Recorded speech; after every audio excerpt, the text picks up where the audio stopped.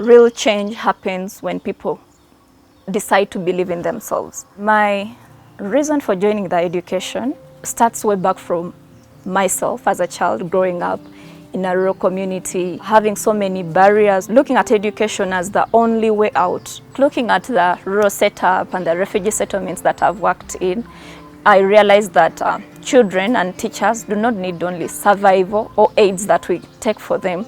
They need something beyond that. They need connection, consistency in our support, and then also the power to feel valued in everything that they do. It gives them hope to continue learning and move on with life.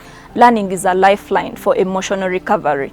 When I look at the pencil and the balls during our training sessions for football, for the girls and boys, it's a tool for hope and recovery in their lives. It goes beyond the picture that we see, but it touches deeper into their lives and gives life a proper meaning. And then also I believe decisions with and not for the people.